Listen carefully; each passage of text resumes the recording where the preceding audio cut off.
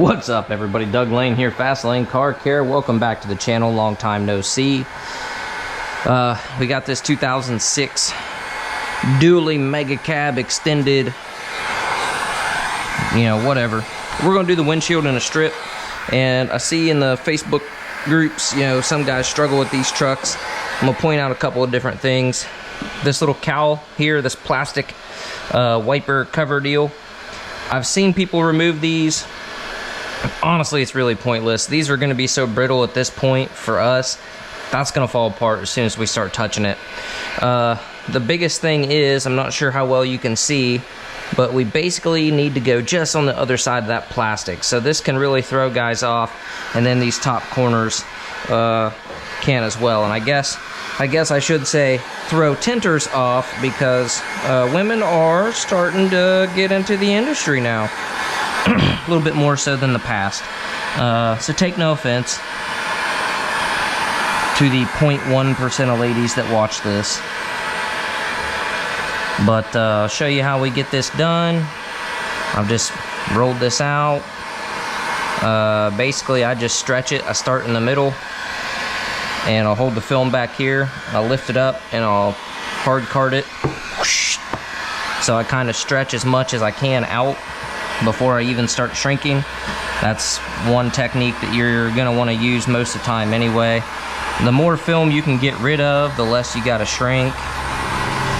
And we'll go down to here, but we're not gonna get super carried away. You see, we got the Milwaukee heat gun. I got tired of buying the Wagners, man. I don't know, I wanted to try one of these for a long time, and they come with a 5-year warranty, and then for like $14 or something like that, you can get the 2-year extended warranty. So essentially, I don't have to buy a heat gun for 7 years, so it'll be interesting to see how long this old girl lasts.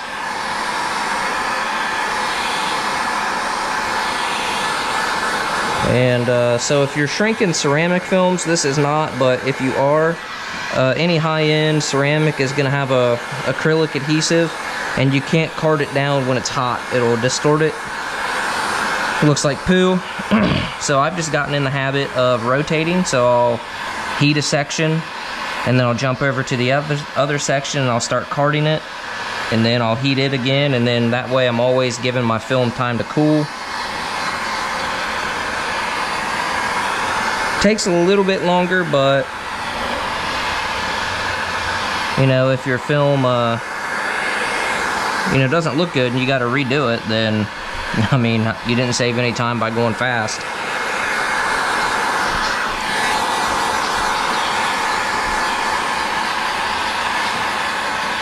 That'd be enough to get us started anyway. Start working our film down here. Just see what we got. Not getting too aggressive with it. I don't want to cause any pinches, creases, folds, whatever. Okay, see how we're creating a lot of tension right through there?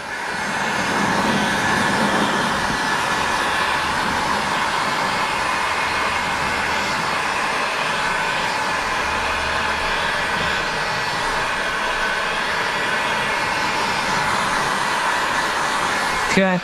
Now we come up here, see how while we're waiting on this to cool, now we're working up here. We're going to just do the same thing.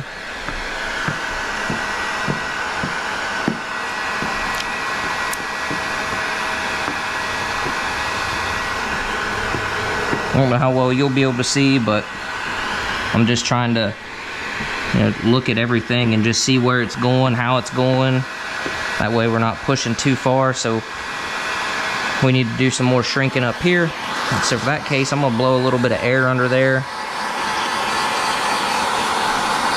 I'm gonna shrink this top part down just a little bit. Now I'll come back to where we are here. What that does is that's gonna help us not crease the film, because the film's only going to shrink so much, guys.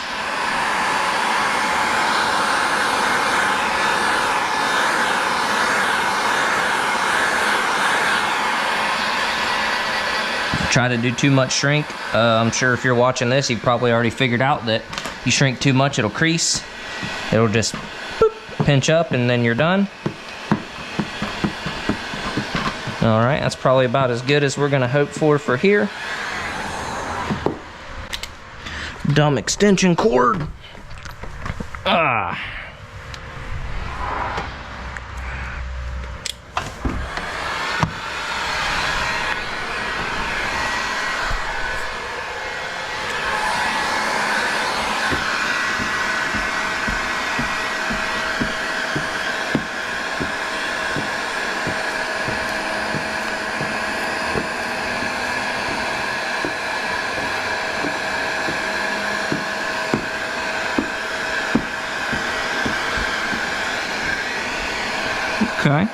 Okay. Just about there.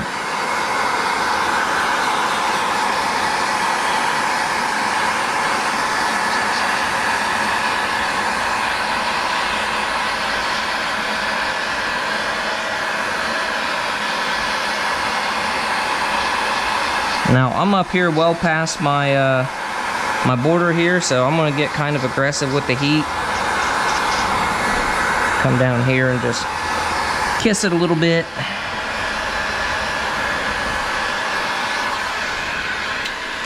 Probably sitting over there wondering why I didn't use my plotter for this. I'm running Core, and Core is it's an excellent software in my opinion.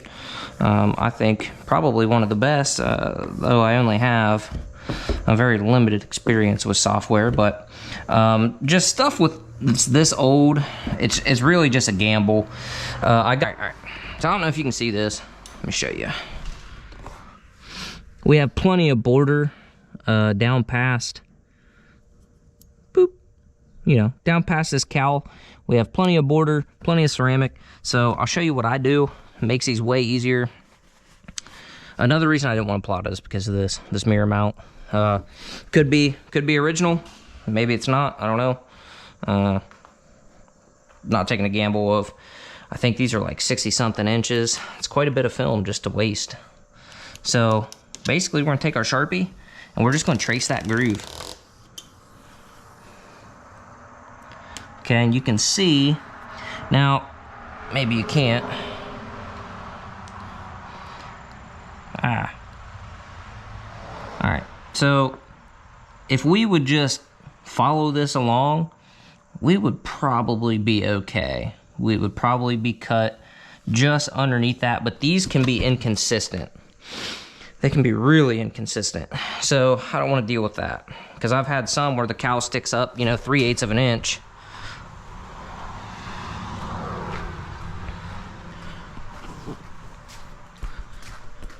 And, you know, you follow that along and then, you know, it doesn't work out that good. So we'll follow this along with our Sharpie, boop, and we know we're good to go. So now we can just hand cut this as normal. Do a little something here.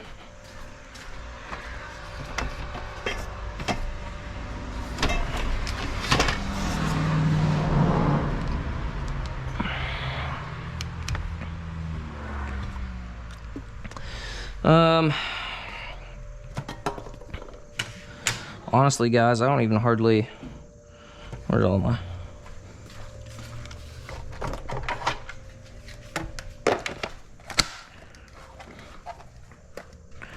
I really almost never use these lights anymore, since I started plotting. Almost exclusively. I just really don't use the lights too much. So we got a pretty decent border up top. The sides are a little bit tight. I don't know if that cut. That cut did not.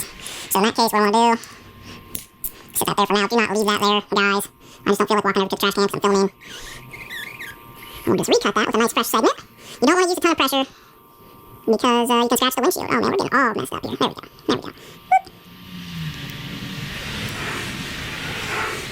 And you don't want to scratch the windshield. Another tricky thing about these trucks is they almost, they want a big light. See how we got that pillar? This interior pillar piece is almost always shoved out there, and then you get the guys with the big tinters and aftermarket pillar gauge pod things, and they make it even worse. So, yeah, if you want, you can use a light, a flashlight or something like that. I like to just cut pretty much right on the line. If I get a little bit of extra, it's not a big deal, but what the heck? This blade's making me look bad. I ain't cutting nothing, that's new. Huh. Well then.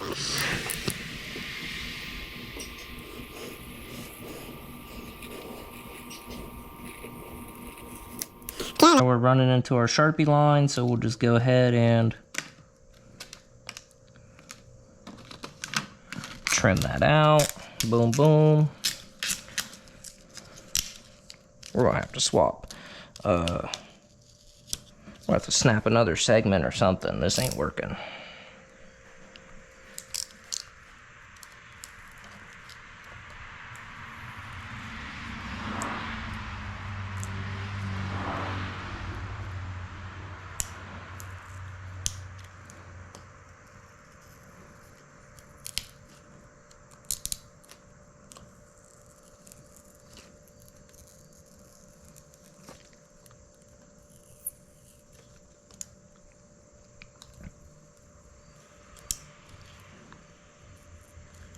All we're doing here is just following the groove. If you got some experience, you can just kind of let the tip of that blade just ride and do its thing.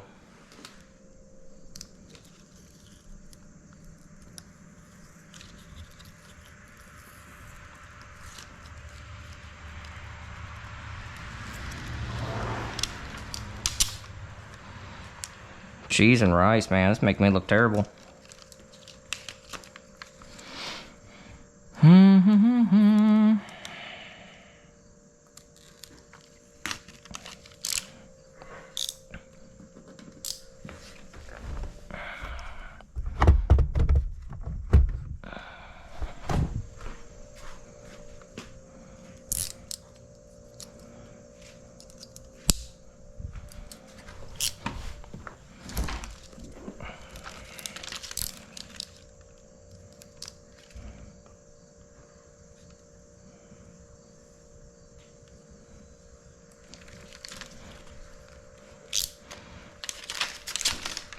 There we go.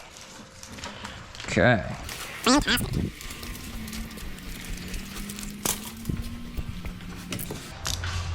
And we'll just kind of start the same deal. Right over here.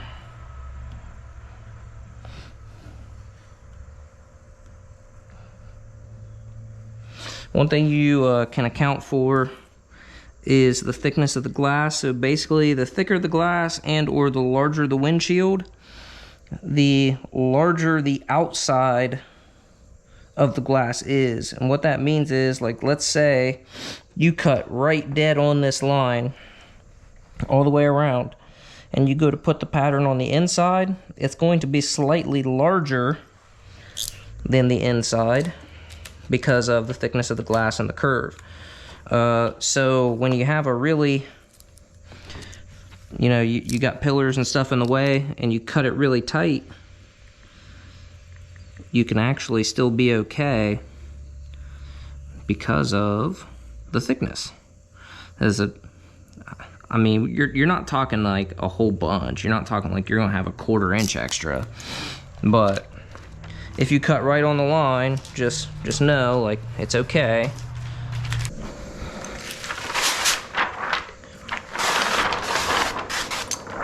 Okay, now we take this whole thing, boom, right there, okay?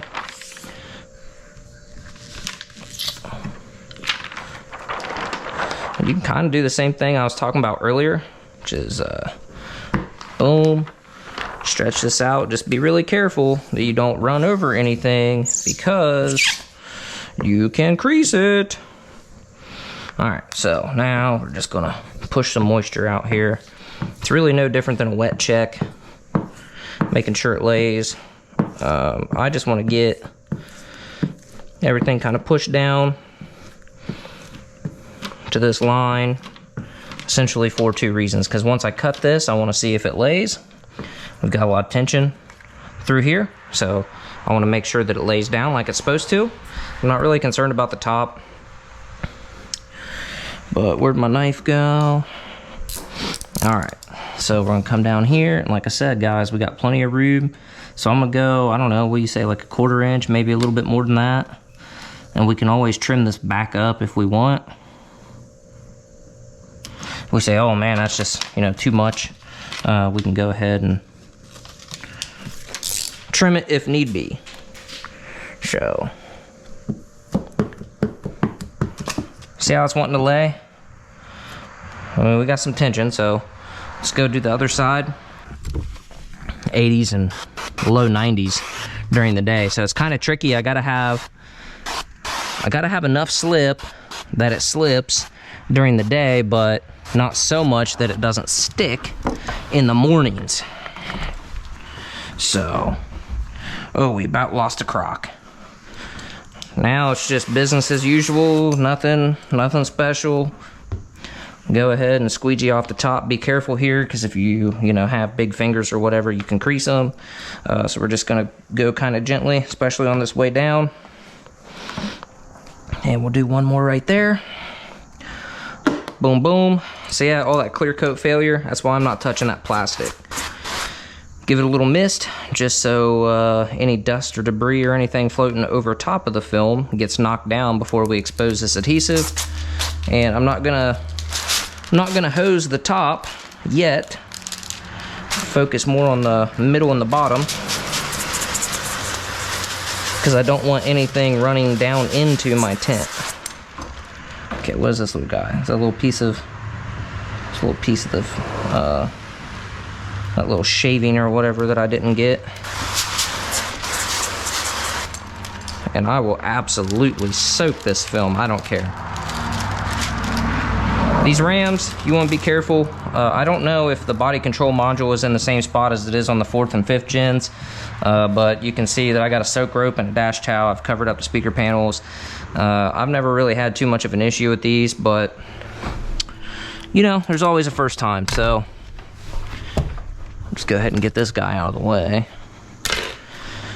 Basically, once I give it that final spray after my squeegee pass, it's you need to work efficiently but smoothly. You don't want to go too fast, stir up a bunch of dust, slip and fall, anything crazy like that. But at the same time, you want to work fast enough that you're not leaving that glass just sit there chilling for too long.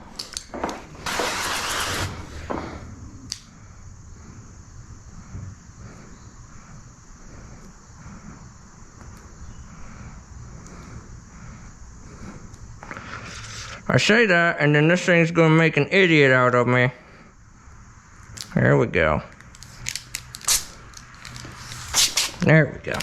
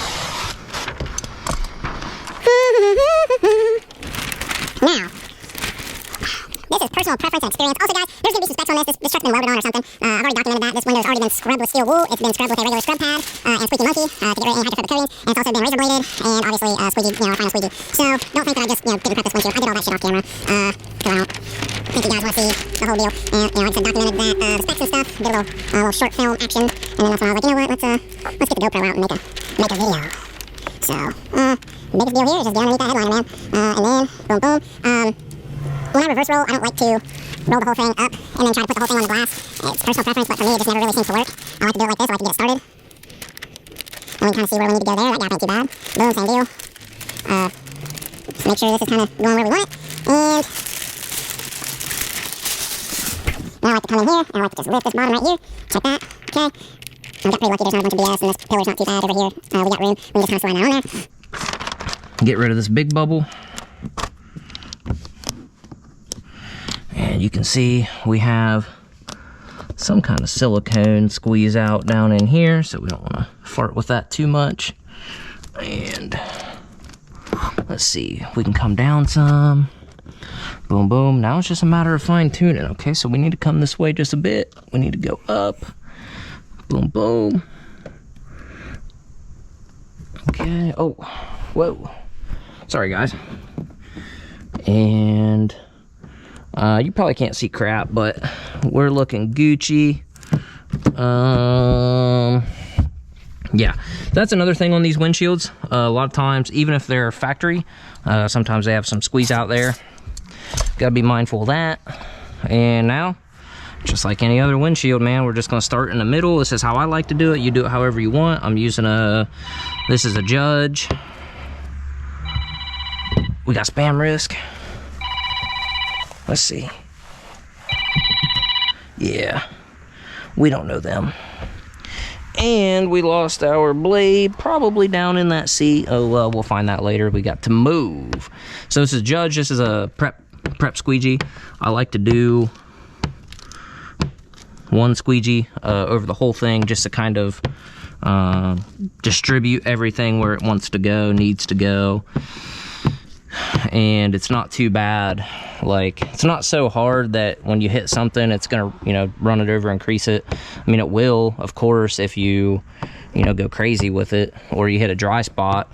But I'm sure you probably gather there's no dry spots on this old girl. She is thoroughly wetted.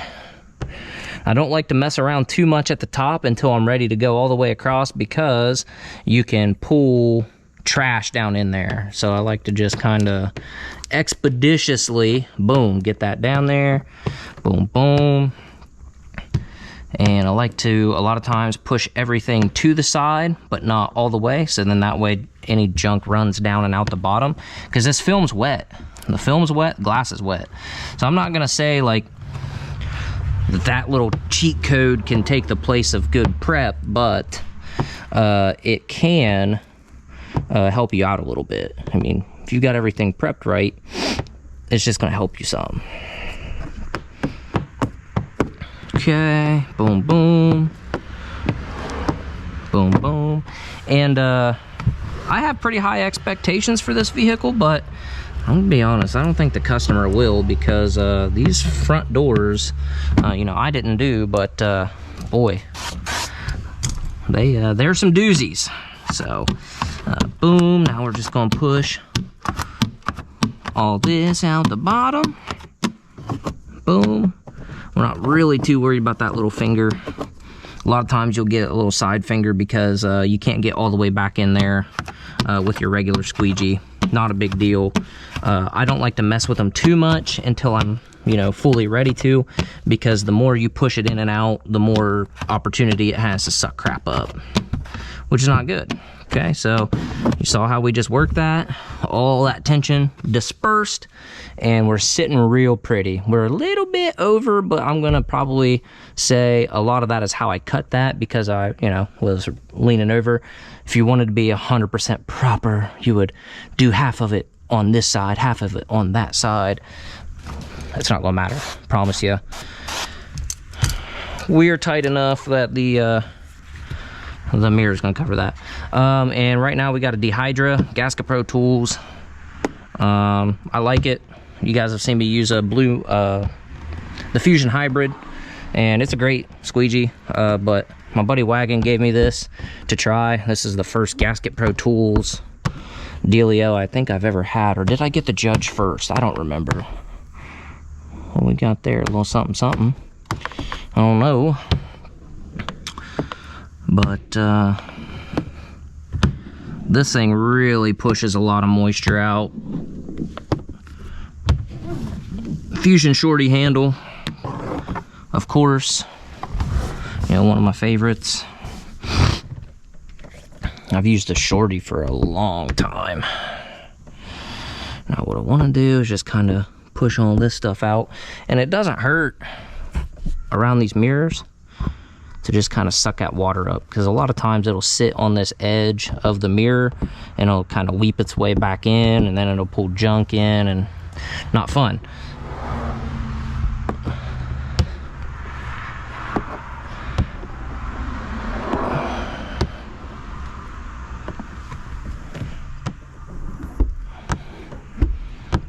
Now this dot matrix here, whatever you want to call it, grid, it is actually on this side of the glass, meaning you can feel it. So not a bad idea to give it a couple extra squeegees. It'll usually dry out pretty even, but you know, we're here. I want to squeegee as much out of this as I can, because I've got to do a windshield strip on this too, and that's it. So I don't have time to, like, if I was doing the whole vehicle, I'd probably do the windshield first, and then I would do the rest of the car, and then I'd come back and do the strip last.